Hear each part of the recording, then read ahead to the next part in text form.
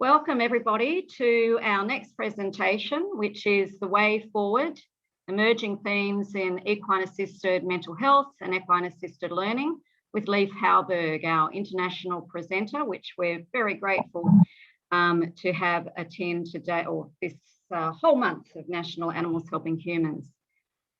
Leif is an internationally recognised author, educator and experiential psychotherapist.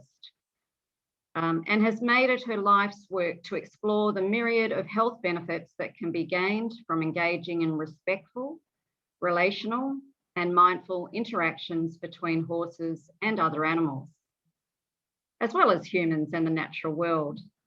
As an innovator, pioneer, and leading expert in the area of equine-assisted mental health and equine-assisted learning, Leif has developed a reputation over the past 20+ years for her broad-reaching and objective study of the industry, her scholarly rigour, her passion for equine welfare, and her unwavering dedication to ethical practice and increasing provider competency. Leif's books are used by colleges and universities around the world as teaching texts, and professionals consider them essential resources for research and clinical practice. Leif offers personal and professional development, training, consultation, supervision, and coaching services for practitioners. So welcome to virtually being in Australia. And we look forward to I wish I was there, really. Thank you so much, Wendy, and thank you for inviting me and welcoming me here. And I'm so excited to be presenting today. And it's always a funny thing to present to seemingly no one, but meanwhile knowing that you guys are all out there. And I wish I could see your faces and hear your voices, but this is the way we need to do it for now. And it's a gift that we are given by technology to be able to do this. So thank you again, Wendy. And with no further ado, we're going to get started. Oops. So the first thing I wanted to do was just take a moment to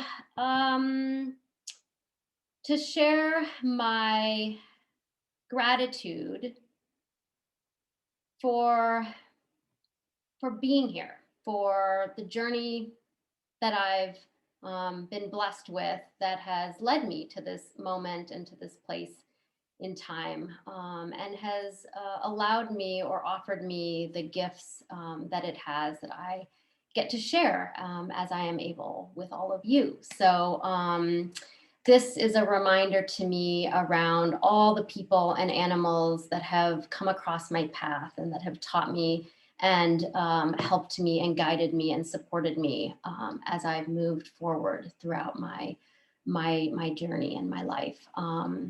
And there's another piece to this, that every time I do an in-person workshop, especially really just anytime I do an in-person workshop, there's a piece around sharing gratitude for the land that I'm standing on, and honoring and recognizing all those that have walked that land before me or walked this path before me, and all those who are currently walking it alongside of me, and all those that will walk it after me. So it's, I know in Australia, you guys have a beautiful way of saying this that's very much more well done than my way, but it is my little offering or my little gift to say thank you to all the people and to nature and to those that have been and will be and are in this, sharing this space and time. So thank you. And thank you for, again, inviting me and welcoming me here. So as Wendy already covered, I have been in this industry a very long time. And really my journey with horses started from the time I can remember, from the time I was very, very small.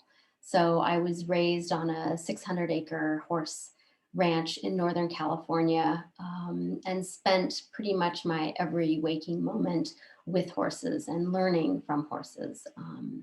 And really horses shaped who I am and how I am in relationship and how I am, I think, in the world, at least how I want to be. I don't always manifest that, I'm sure. But so as an only child and growing up in a very unique sort of, with a very unique lifestyle, I spent, I was homeschooled, so I spent the vast majority of my time learning with horses and developing my communication style and my understanding of relationship through my interactions with horses. And over time, this led me to finally pursue my formal education. And it was in 1996 when I met a woman named Barbara Rector, who introduced me to the notion that there was this whole other world and this way in which horses could guide us and teach us and educate us about ourselves and the way we are in the world. And so in 1996, I embarked on this journey that has led me to writing a couple of books and to really sort of spending my life chronicling this industry from its inception to now.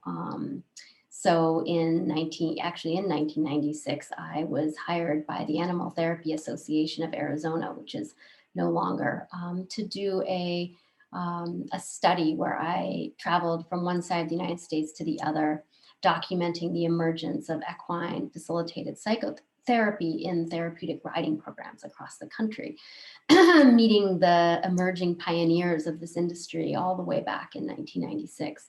And then in 2003, when I was working on my master's, well, actually 2002, I was able to return to many of those original pioneers and interview them for my master's thesis. And then that rolled into the creation of Walking the Way of the Horse, which is my first book, published in 2008.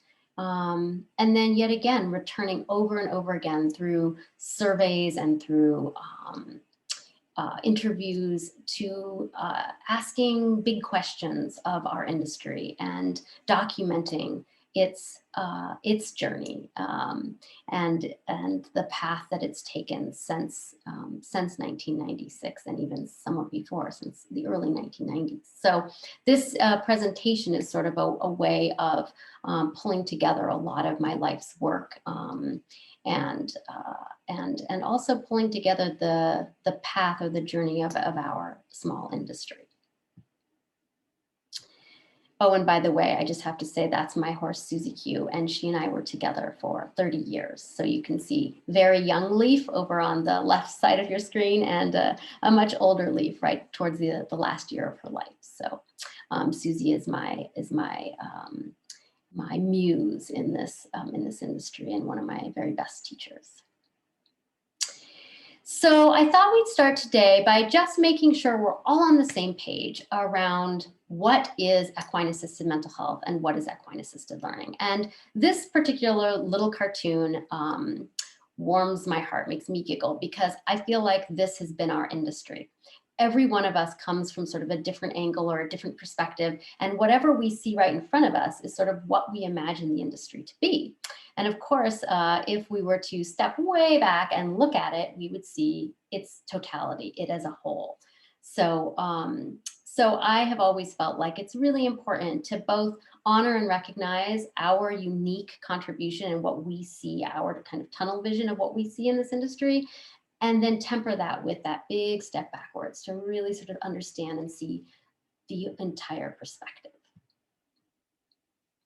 So equine-assisted mental health is it's a specialty area of practice in which licensed mental health professionals, and this can include psychologists, counselors, psychotherapists, social workers, or really any other type of healthcare professional whose scope of practice includes providing mental health services, It's when these individuals provide a regulated form of mental health service that includes horses and the farm milieu. Now, obviously in Australia, it's a little different because counseling is not a regulated, service like it is in the United States and some of the other places.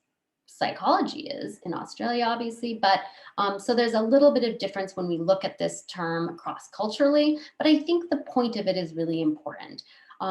Which is the idea that mental health professionals our first and foremost job is to provide the best treatment and services that we can for our clients. And if that happens to include horses in the farm milieu, well, then that's a wonderful option and that's what we do. But it may be that it's not an appropriate intervention for every client all the time.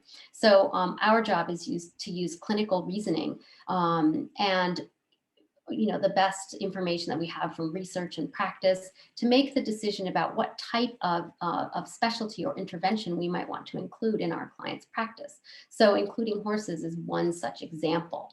And to include horses really does require that we receive additional training, education, and supervision prior to offering these services. And obviously we can choose between many different models when considering how we might include equines in our clinical practice. So equine assisted learning is typically a non-therapy skills-based service that focuses on teaching life skills, social skills, communication skills, leadership skills, while also facilitating personal growth and increased self-awareness. Similarly to equine assisted mental health, some providers use mounted work, some providers only use groundwork. There's no right or wrong answer about that. It's again, choosing what the best fit is for yourself as a provider, for your clients, for your equines, and for the service that you offer. Typically, equine assisted learning is provided by educators that are both credentialed like school teachers and non-credentialed like experiential educators or life and professional development coaches, spiritual guides, riding instructors, horse professionals, and many other types of people. Equine assisted learning can also be used by licensed mental health professionals as a clinical intervention. So there's lots of ways in which equine assisted learning can be implemented. And in my opinion, I believe that people that provide equine assisted learning, just like mental health professionals, should have additional training in this area of specialization. And also additional training in whatever their perhaps their primary profession is, like say, for instance, if they're a riding instructor, right? So they would have qualifications as a riding instructor and as an EAL instructor. Or if they're a professional development coach or a life coach, they would have a different qualification for that profession. And then they would add to that the equine assisted learning piece. Typically, in most countries, equine assisted learning is not regulated the same way mental health services are usually regulated. Again, Australia is a little bit different, but it's just something to really pay attention to in terms of if you're working in a country where mental health is regulated, then equine assisted learning, unless it's provided by a licensed or registered healthcare professional, would not be considered therapy or treatment, and it wouldn't be used to necessarily treat a medical condition. That does not in any way devalue the incredible power of equine assisted learning and its purpose. Probably one of the things that I find to be most important about making distinctions between equine assisted mental health and equine assisted learning is actually honoring them as distinctly different and very individually valuable, right? So if we lump them together and we sort of mix them up, sometimes it can be hard to see the value of each one individually. Whereas if we tease them apart and really get to know them as separate services, we're able to honor the uniqueness of both and really look at which one is appropriate for which type of clientele at which time in their journey and for what reasons. So that just gives us a little bit of a starting point so that we're on the same page when I'm using these terms throughout the presentation. We're kind of you're kind of getting where I'm coming from with that. And again, there's many different ways to use these two services. And this is just a jumping off spot. All right. So I have a saying that I like a lot, which is we look ahead by looking behind. At least in my life, I've spent a lot of time considering the past, considering history, and really trying to learn from history and understand how history informs the present, and also how history can inform the future and the decisions that we make individually and as a people, as a culture. So for our presentation today, we're going to take a little walk down memory lane, and we're going to just investigate the history of our little industry and kind of see what we can glean from that history. So this is my mentor and longtime friend, Barbara Rector. And I met Barbara in 1996, like I said earlier, at Prescott College, where she was teaching a course. And Barbara's role in this industry is really important, and she is considered one of the primary pioneers and founders of our little industry. And there were many other people beginning to dabble in this work at that same time. But what Barbara did was really distinctly different, I think, and it brought the work into the spotlight. And so in 1992, what Barbara did is she brought equine facilitated psychotherapy, her brand of equine facilitated psychotherapy, to a very large, very prominent treatment center called Sierra Tucson. And in the act of doing that, she really brought this work again sort of into the spotlight of the mental health sector. And she began training other people to provide equine facilitated psychotherapy at that point in time. And so what you'll see is some of the original pioneers, the kind of the people in this industry very early on were mostly trained by Barbara or went through a Barbara training and Adventures in Awareness training really early on, and then sort of branched out and began doing their own thing and providing their own unique approach to this work. And Barbara's role, she straddled the divide between therapeutic riding and equine assisted mental health. And so she was a staunch supporter of, at the time, NARA, North American Riding for the Handicapped Association, which is now PATH. And she spearheaded the creation of something called the Equine Facilitated Mental Health Association, which was EFMA. And that came into being as a section of NARA in 1996. Again, another sort of milestone or keystone moment for our industry. And then following there, we're just going to kind of run through the 90s with just some of the moments that really stand out to me as I've walked this path alongside of these folks, as well as chronicling it through research and writing. So in 1997, Linda Kohanov founded Epona Equestrian Services, and I put that note there because in the act of founding Epona, Linda became very influential in terms of the direction that this industry would take and how it was seen publicly. So even though the founding of Epona maybe wasn't the biggest thing, what came later really was very important and critical to our development. 1997, the McCormicks published Horse Sense and the Human Heart, which was the first book to come out that really began putting words to the work we saw happening with people and horses. 1999, EGALA, Equine Assisted Growth and Learning Association, was founded by Greg and Lynn. Another milestone, keystone moment in our industry. And in the 90s, there were 8 research articles that were peer review published.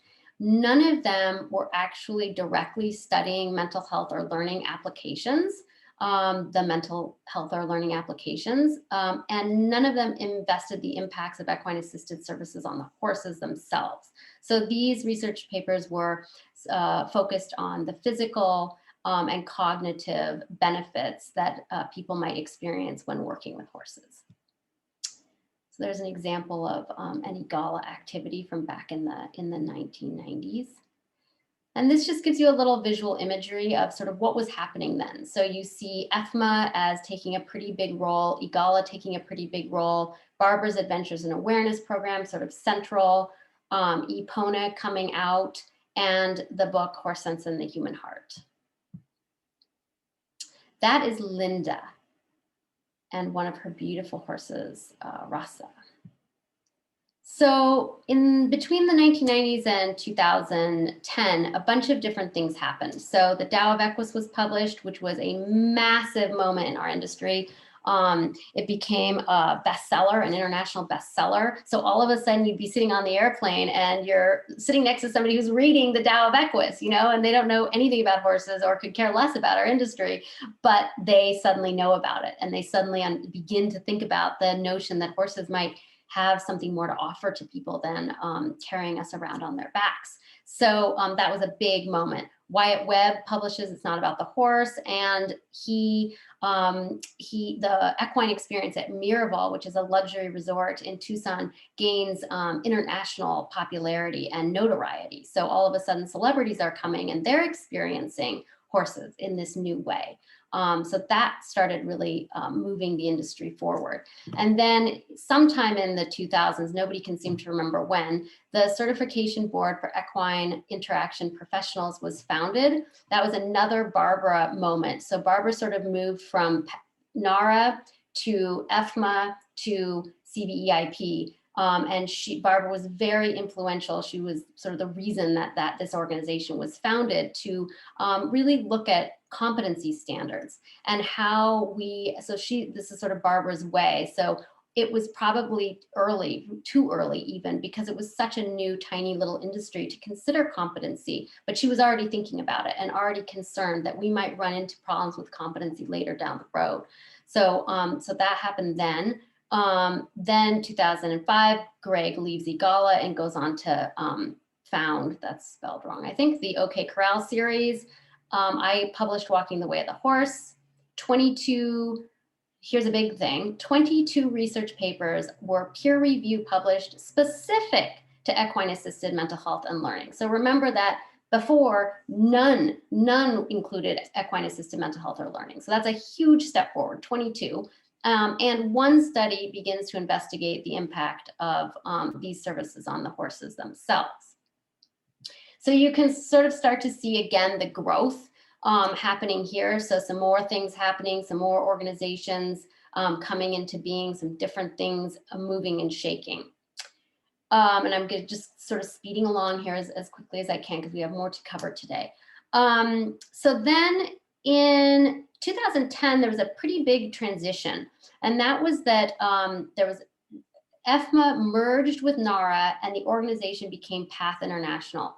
And the idea there was to embrace the concept that mental health and learning is equal to and critically important as a part of all of our health, right? So it starts looking at health from a much more holistic standpoint instead of separating out the physical and cognitive from the emotional and mental. So the stance that PATH took said, you know, this is critical. The work that EFMA has been doing all these years, the ethics that the code of ethics, the standards, the belief about equine sentience, all of this needs to, and equine welfare, all of this needs to come under the bigger PATH umbrella. So that was a big step forward for our industry.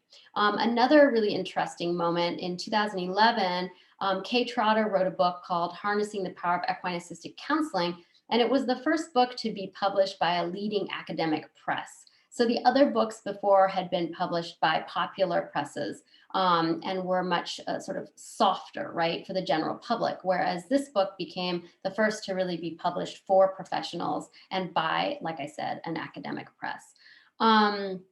Another big thing that happens is the American Counseling Association publishes the Animal Assisted Therapy and Counseling Competencies.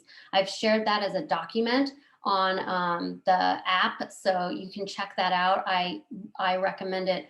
It is the absolutely best and most comprehensive competency document that we have to date in our industry. So definitely check that out. And then there was just like tons of books written. 19 new books were published, and then later on, 3 were published by major academic publishing houses, 3 more after Kay's. So that was Veronica Lack in 2017, and then my 2 books in 2018.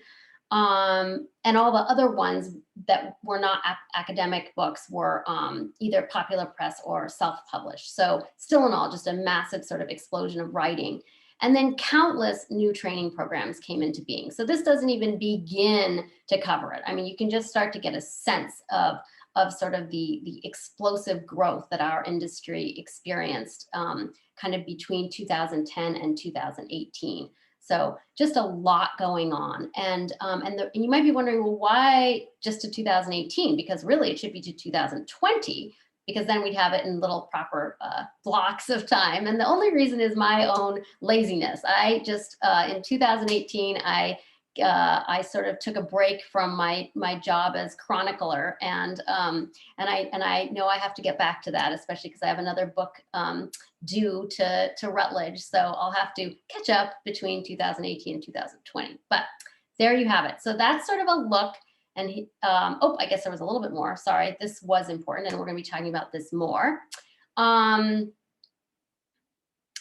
Between all the way up until this point, there was very little research done on practice patterns. And we're going to talk about practice patterns in a couple minutes.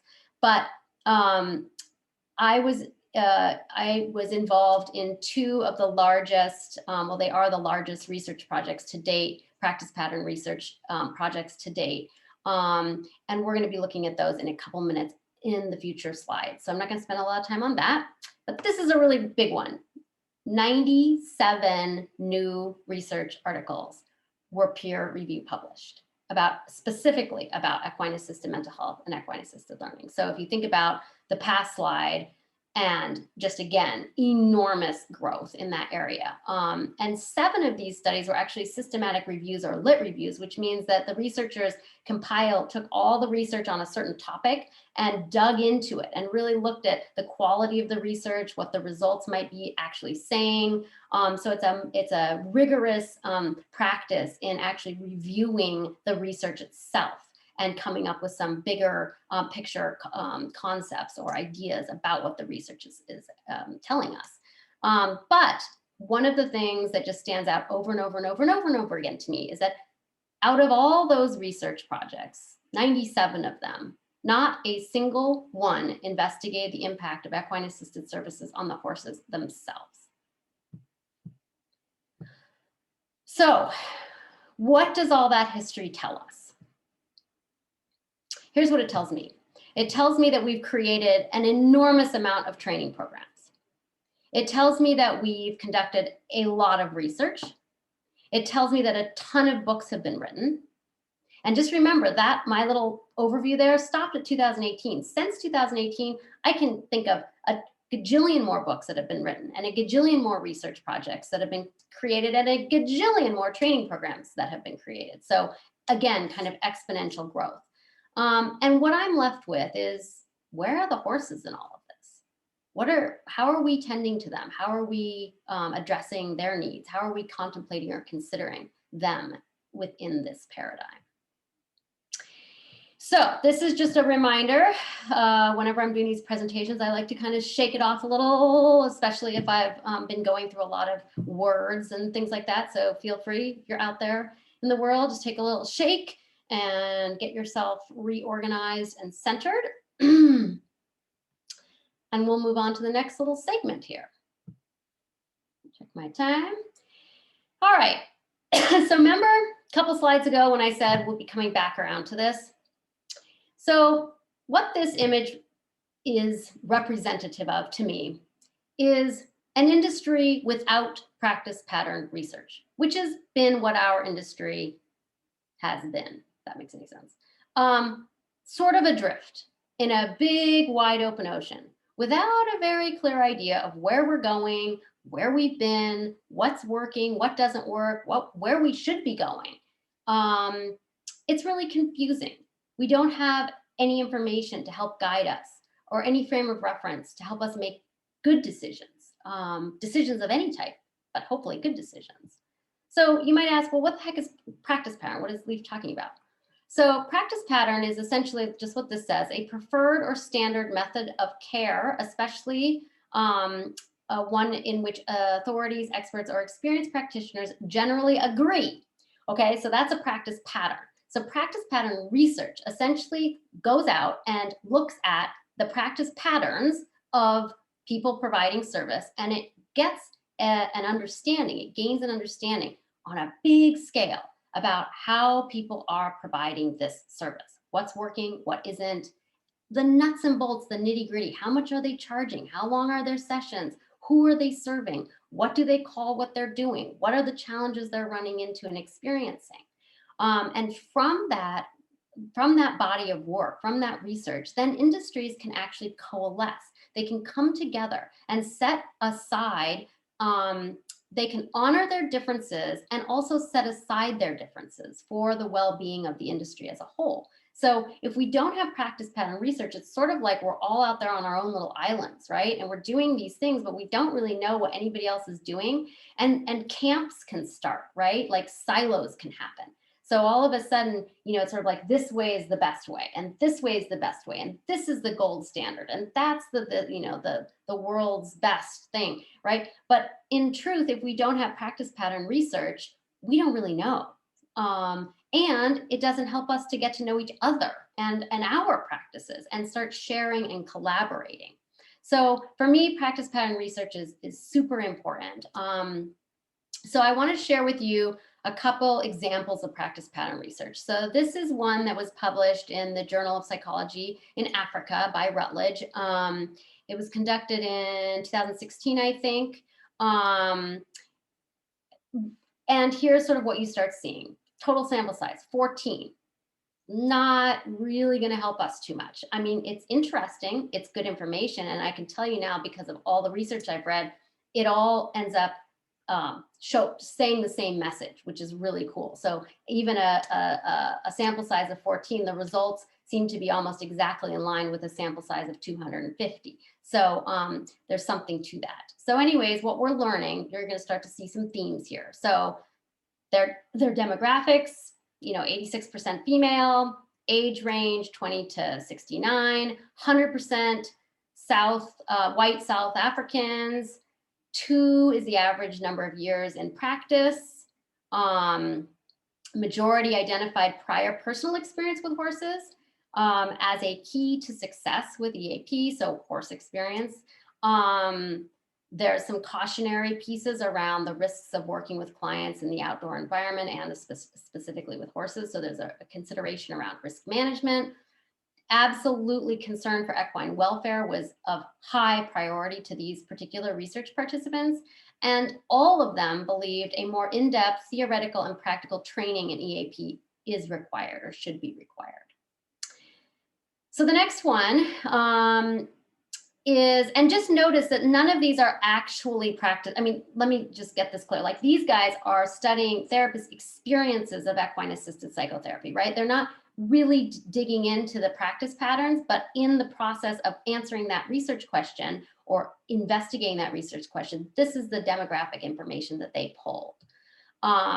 So it does work as a bit of practice pattern research. So this one, Social Work Education Journal, published in, I can't remember when, maybe 2018, I think.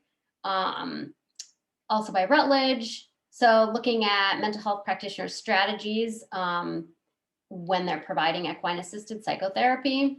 Their total sample size was 8, again, very small, but you're starting to see the similarities. Majority is female, age range is getting tighter, 47 to 65. Typically, again, majority reporting 4 or less years of experience providing EAP. They use a bunch of different approaches, and they identified some central themes that were that they used. Even though they came at it from a different approach, there were still centralized themes that they used throughout their work with clients.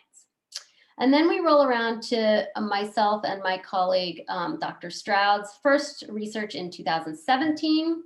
So what we wanted to do was sort of create a foundational understanding about the demographics and specifically practice patterns of professionals offering equine assisted therapy. So we looked at speech therapy, physical therapy, occupational therapy, and mental health therapy.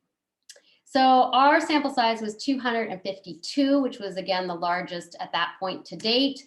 We learned the same basic stuff. We learned that respondents are primarily white women with an average age of 48.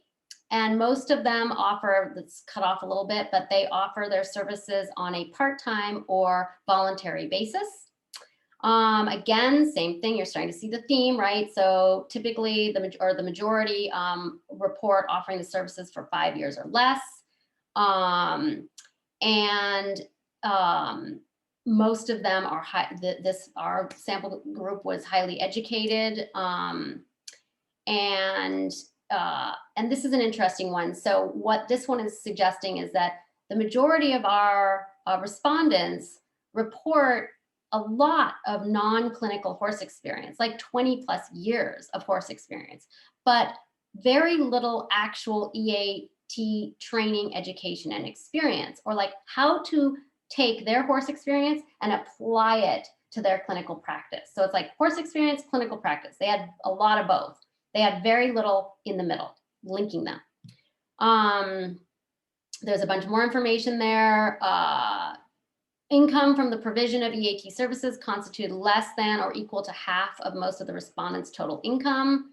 So that was an important theme that we started seeing. So then our 2018 study with Dr. Stewart and Dr. Rogers and myself was a little bit different. This was really looking at methodology and approaches to it, but we collected the same demographic information. So we had one more participant for some reason, so it became the largest study to date, but we're seeing the same thing, right? So white females, same age, same, very similar issue with the whole horse experience thing. So lots of horse experience, typically very highly educated, something in the middle is lacking.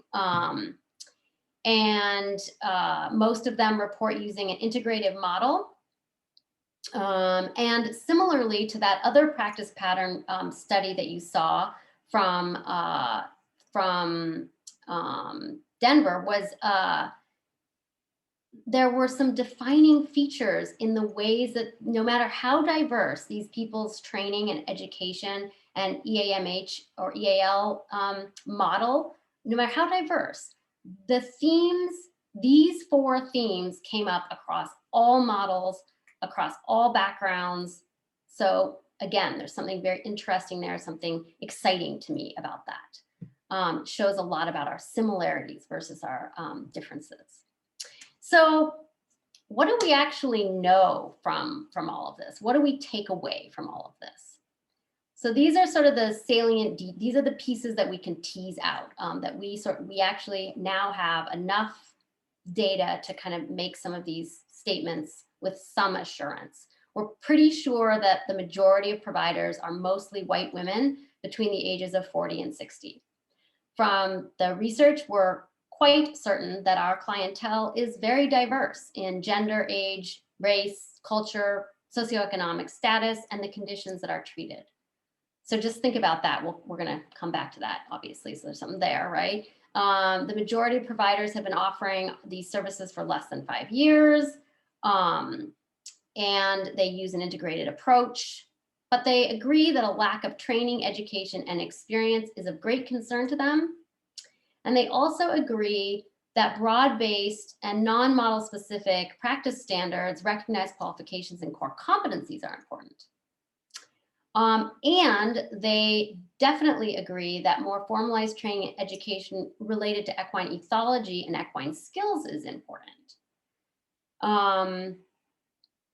And finally, there is definitely agreement that the industry is not as financially viable or stable as the providers would like it to be.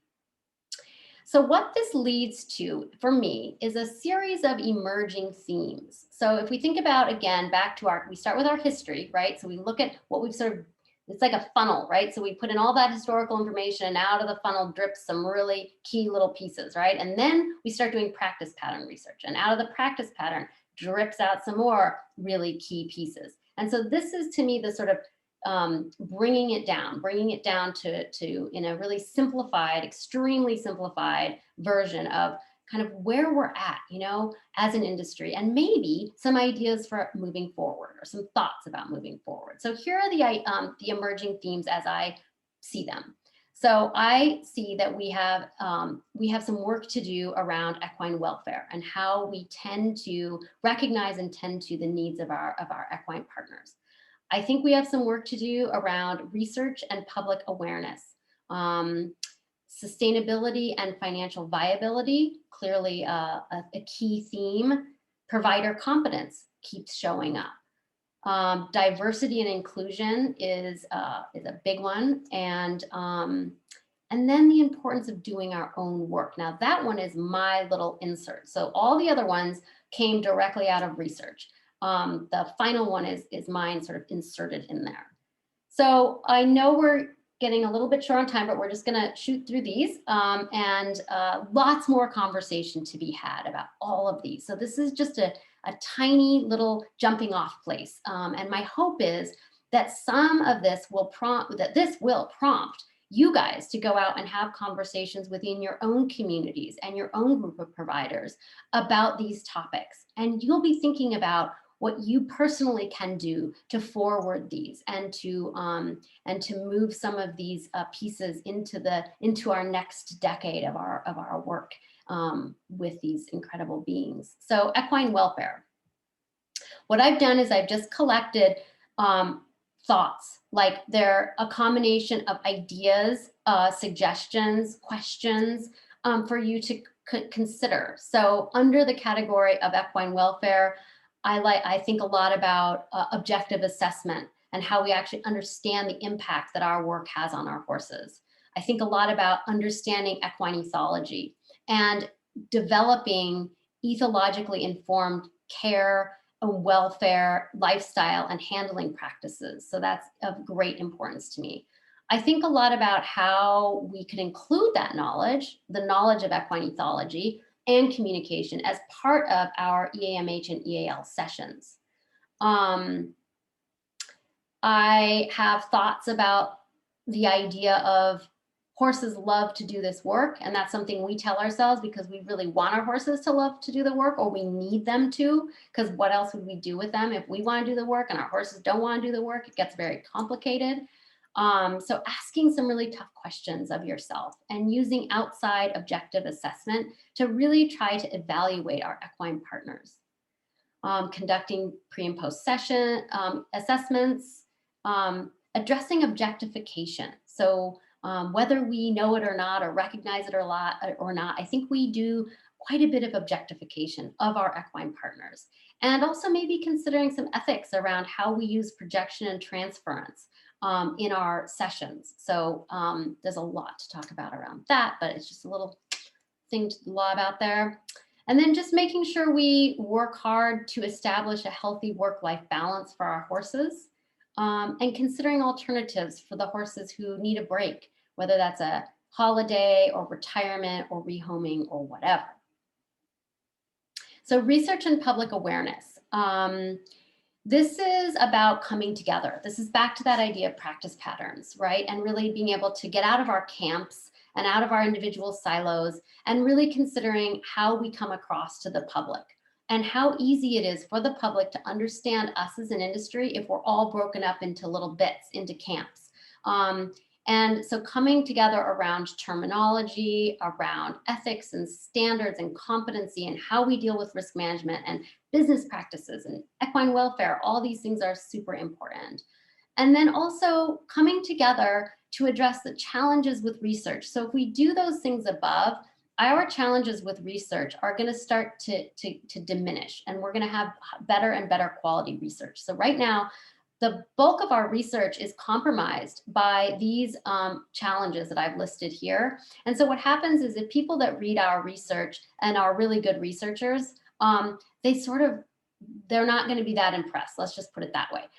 So we need to up the ante. We need to do better research and get the research results that actually are less about efficacy and more about asking some of those hard questions.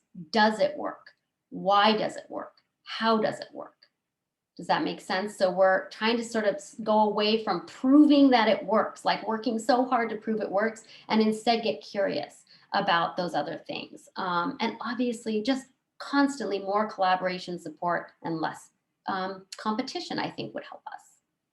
So sustainability and financial viability. This one is a bugger. So, my first thought is let's all just get really curious. What in the heck is going on? Why, when, how, who, what's happening? Definitely conduct more practice pattern research, support practice pattern research. If you get a survey or a research questionnaire that's about practice pattern, like if people want to know how much you're making and how, give them the details so that they can really start to conceptualize what's happening in our industry. Ask tough questions of yourself, your colleagues. Talk to people who you know to be successful. What are they doing? How are they doing it? How have they set up their businesses? Why are they successful? And again, just more collaboration and support and less competition. There's not enough space in our industry to not collaborate, if that makes any sense. We've got to collaborate. Provider competency.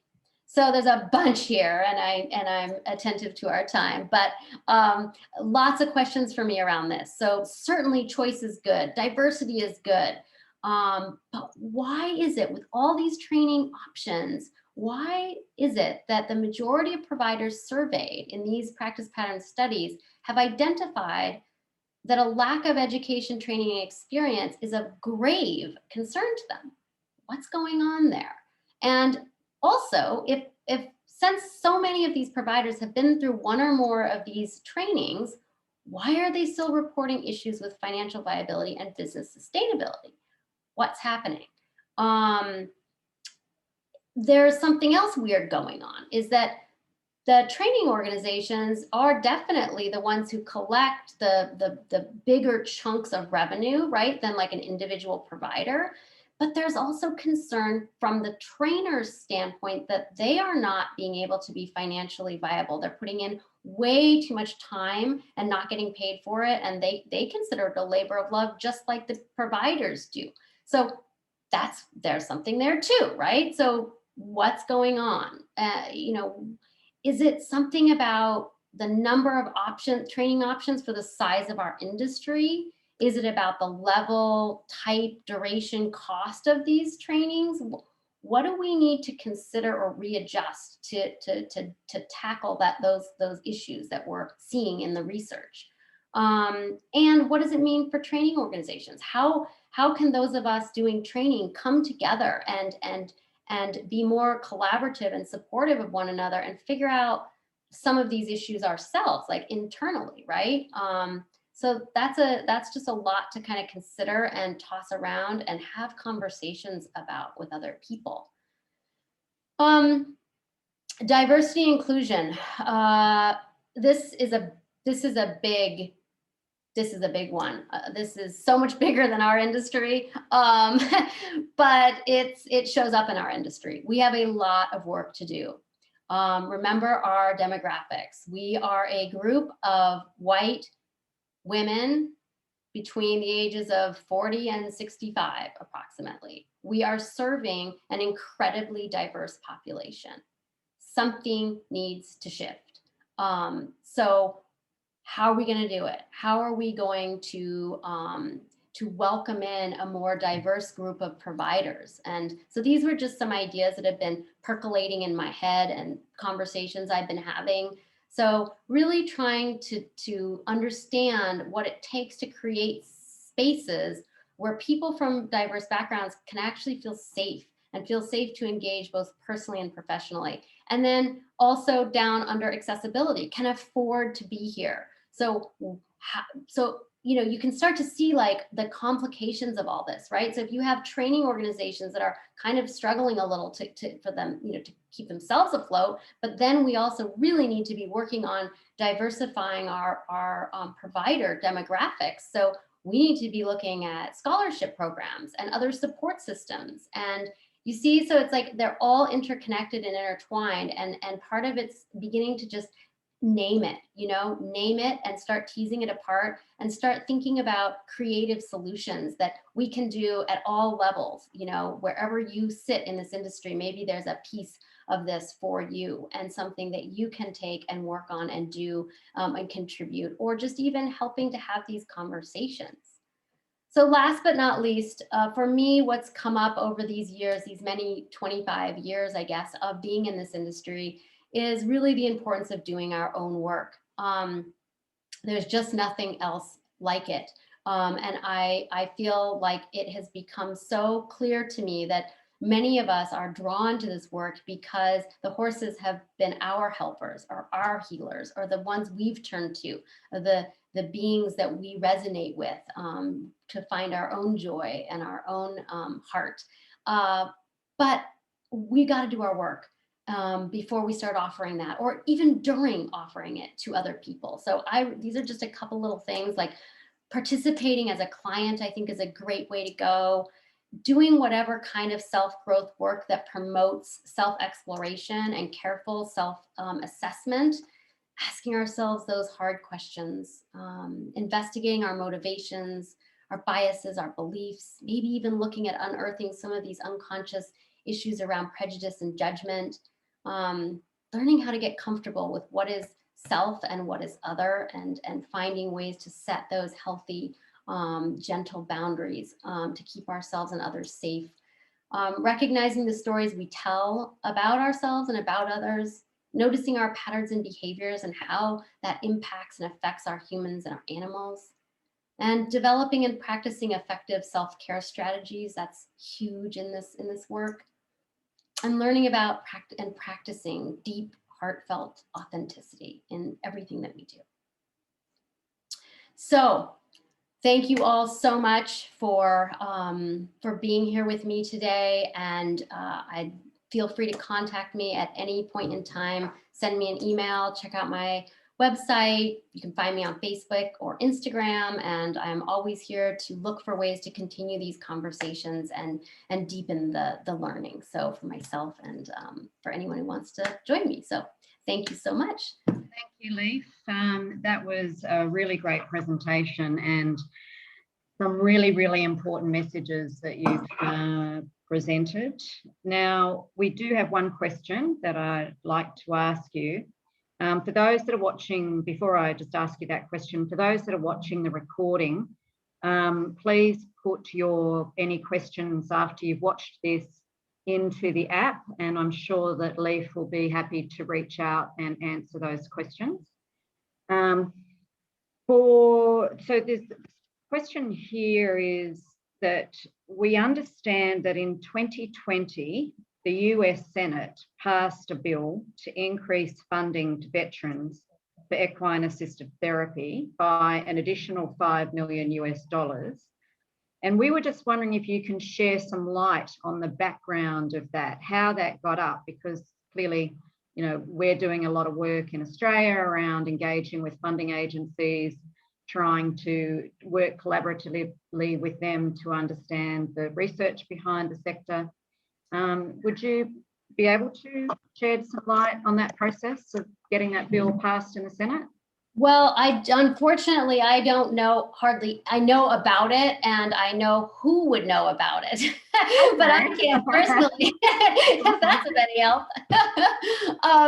So my understanding was that Igala, and specifically Lynn Thomas, was very instrumental in this particular movement. Now that even could be, that's what I've heard through the sort of rumor mill of our social media. I am going to be doing a call with a couple industry leaders on our Facebook page, our Equine Assisted Mental Health and Learning Resource Network Facebook page. We're going to be interviewing Lynn and Kathy Alm and Linda Kohanov and Veronica Lack and Michael Kaufman, all of whom have been, well, other than Veronica, those have been, you know, really pillars of this industry for many years. And so that would be a great place to bring that question, because between Lynn and Kathy Alm from PATH, those two individuals will certainly know. They both have been working extremely hard to forward the efforts with veterans and the funding sources. So please come check that out, and or reach out to either of them directly. Yeah, that'd be great if you could keep us updated. We'd be really grateful.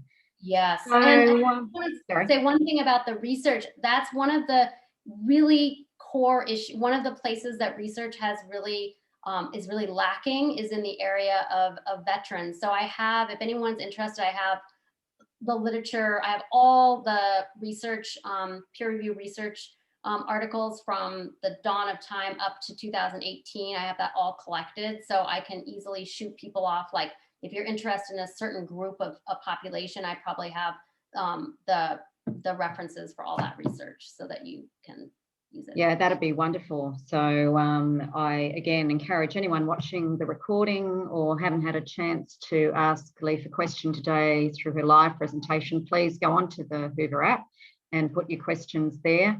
And just in summary, in closing, and once again, we thank you so much, Leif. We really appreciate your time and your energy and your enthusiasm and your knowledge that you've brought to the table, and the really, really important messages that you've shared with us today, that we absolutely couldn't support you more in those messages.